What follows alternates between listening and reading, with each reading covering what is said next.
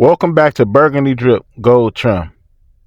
And if you're here for the first time, please make sure you like, comment, share, and subscribe. Definitely make sure after you subscribe, you hit the notification bell. Now let's get right into this video. Back with a drip that hits and a trim that fits so well, with some brief and concise commentary, stylized by me, the royal one. Burgundy Drip Gold Trim. And long live Christopher Wallace. But we're going to do this in Tony Yayo's voice, because we all know he's still somewhere in this world with a cup in hand from that Drink Champs interview. Today's agenda. Yes, this one is about our coach, Ronald Rivera. Yes, that guy. Not Ronald McDonald, Ron Rivera.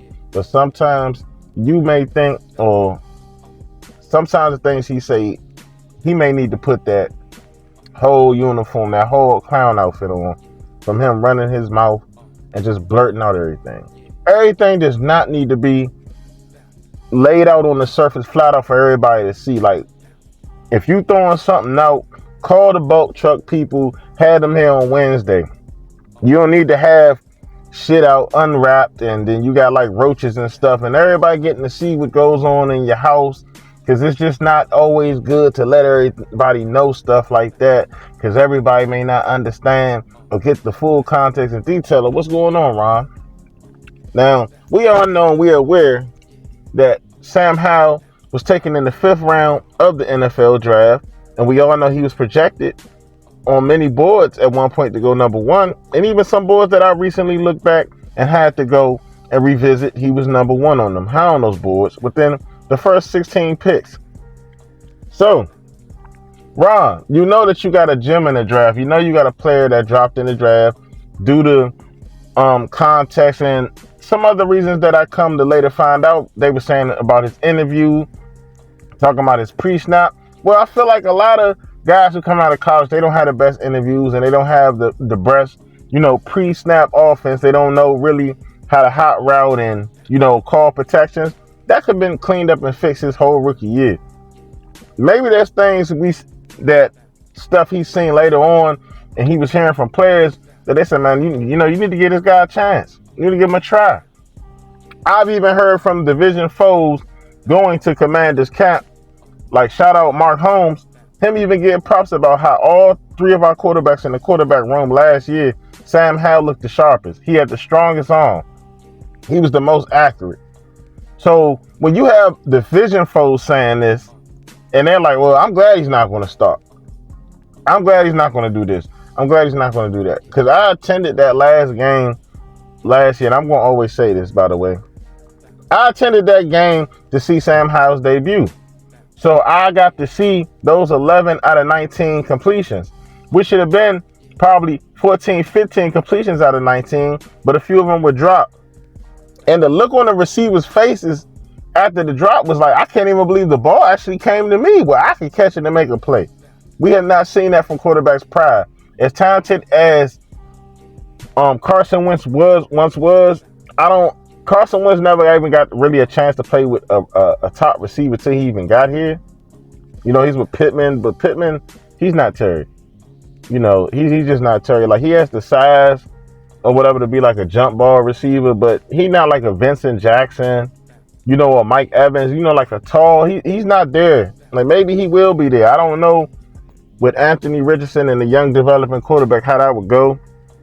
I personally think that Sam Howell, he was drafted in the 5th round, but he has 1st round talent still.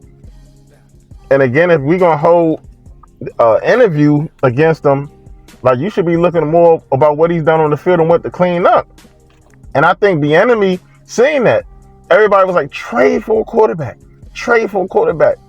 EB, as harsh as we is, and we know how objectively he speaks and how he speaks from his heart. But you could tell when he's speaking, it's more so based upon from my mind and not my heart.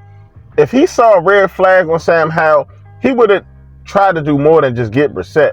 They would have brought another quarterback in here, probably late in the 5th round, that they feel like, oh, okay, if he doesn't pan out, we have this contingency plan and this, contingency A and contingency B.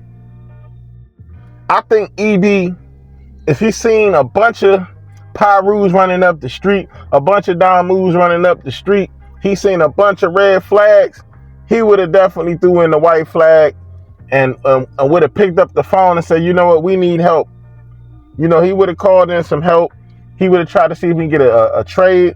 But he always seemed comfortable with Howell. I'm pretty sure him being in Kansas City and them already having a franchise quarterback there, they've already scouted and evaluated all those quarterbacks last year. So they probably already gave him a grade and probably said, okay, he has some tools. And last year, like from the media, they were just like, well, none of these guys are superstars. Just wait till 2023, 2024 when the superstars is coming out. And a lot of teams probably didn't feel desperate to even draft a QB that high outside of Pittsburgh with Roethlisberger retiring. And, you know, I guess Kenny Pickett fits more of the mold of a Pittsburgh Steelers quarterback than a Sam Howell does, especially what they've gone with the last 18, 17 years with Roethlisberger. So that made sense on that end. I don't know what other teams need. I know what this team needed. I personally like Sam Howell. I like his play style. The players like his play style. The coaches, they love him as a person.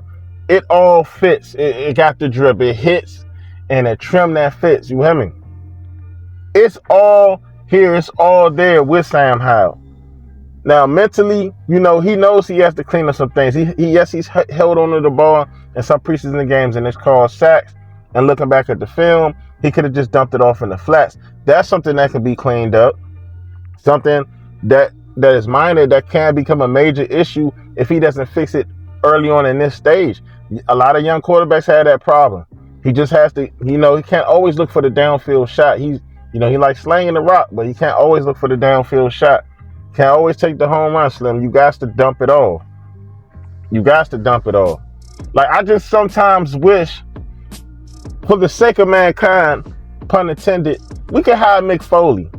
You know he used to keep that sock, that dirty sock, to stick it in one's mouth, pause, when they talking too much.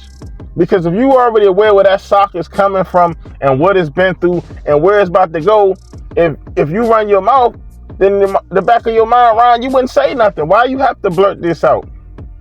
Why is it business about our players getting out to the media?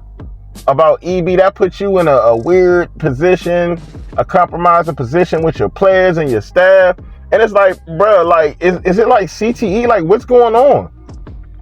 You said it takes in the army or the military, something he said prior to him getting here, it takes 3 to 5 years to build a culture in the military.